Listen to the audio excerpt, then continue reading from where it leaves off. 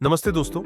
2025 का आधा साल जा चुका है और बीता हुआ 2024 हमें एक सवाल छोड़ गया है जो हर मिडिल क्लास परिवार के मन में गूंज रहा है। क्या एसआईपी यानी सिस्टमैटिक इन्वेस्टमेंट प्लान सचमुच हम जैसे लोगों के लिए एक हिडन ट्रैप है? पिछले साल जब स्टॉक मार्केट कंटिन्यूअसली गिरता चला गया और पिछले 6 महीनों में तो रिटर्न्स नेगेटिव हो गए, तब मिडिल क्लास इन्वेस्टर्स के चेहरे पर घबराहट साफ दिखाई दी। अपने पोर्टफोलियो को लाल रंग में देखकर लोग सोचने लगे, क्या हमारा हार्ड अर्नड पैसा डूब गया? कुछ ने तो एसआईपी को कोसना शुरू कर दिया। कहा कि ये बस एक मार्केटिंग ट्रिक है जो हमें लुभाती है और फिर नुकसान के गड्ढे में धकेल देती है। लेकिन क्या ये सच है, या फिर एसआईपी अभी भी हमारे सपनों को रियलिटी में बदलने का रास्ता हो सकता है? आज की इस वीडियो में हम एसआईपी की पूरी कहानी खोलेंगे, इसके बेनिफिट्स, रिस्क्स और ये भी जानेंगे कि क्या ये मिडिल क्लास के लिए वाकई एक ट्रैप है। तो तैयार हो जाइए एक ऐसी सच्चाई जानने के लिए जो आपके इन्वेस्टमेंट के फैसले बदल सकती है।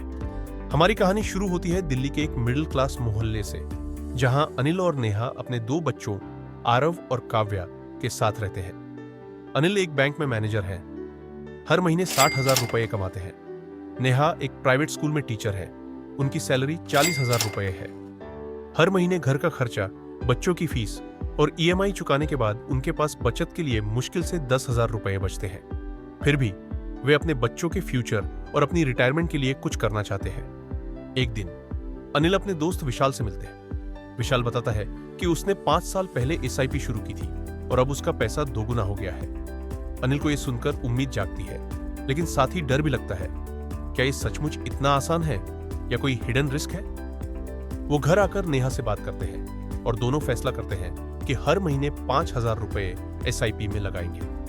लेकिन सवाल यह है, क्या उनका यह फैसला सही साबित होगा? चलिए पहले समझते हैं कि एसआईपी आखिर है क्या। एसआईपी का मतलब है सिस्टमैटिक इन्वेस्टमेंट प्लान। इसे आप ऐसे समझिए जैसे हर महीने अपने बच्चे की पिगी बैंक में थोड़े थोड़े पैसे डालना।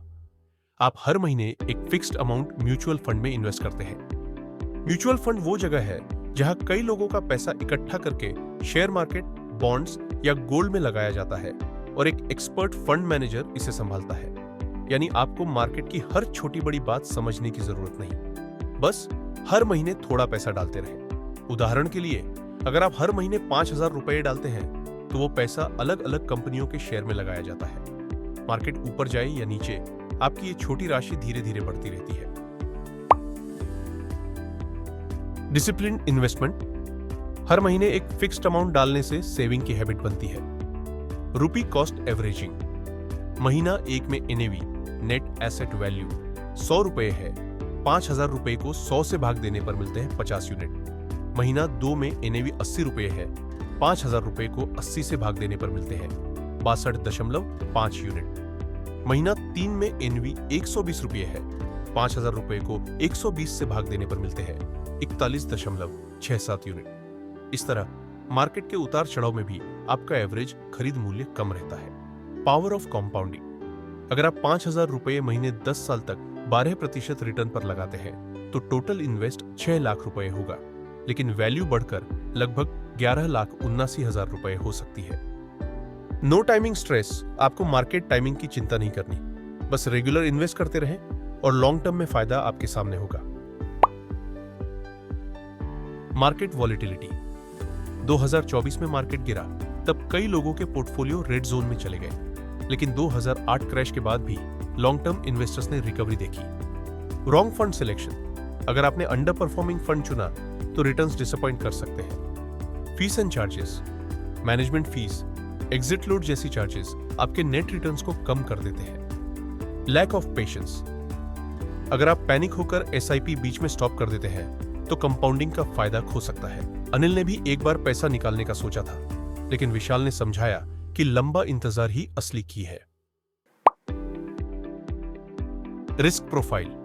High risk tolerance, equity funds, low risk tolerance, debt या हाइब्रिड फंड्स। Performance check. पिछले 3 से 5 साल का रिटर्न देखें। फंड मैनेजर का ट्रैक रिकॉर्ड असेस करें। Expense ratio. कम एक्सपेंस रेशियो वाला फंड चुनें ताकि फीस कम कटे। Financial adviser. अगर मार्केट समझना मुश्किल लगता है तो एडवाइजर से कंसल्ट कर सकते हैं, लेकिन उनकी फी भी ध्यान में रखें। SIP types, equity, SIP, debt, SIP, index fund, SIP, gold, ETF, SIP।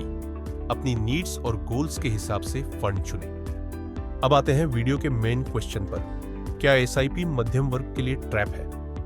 Trap माना जाता है जब आप बिना नॉलेज और पेशेंस के निवेश करते हैं, पैनिक में निकाल देते हैं या रॉन्ग फंड चुन लेते हैं। अपॉर्चुनिटी बन सकता है अगर आप कंसिस्टेंट निवेश करें, सही फंड चुनें और लॉन्ग टर्म के लिए तैयार रहें।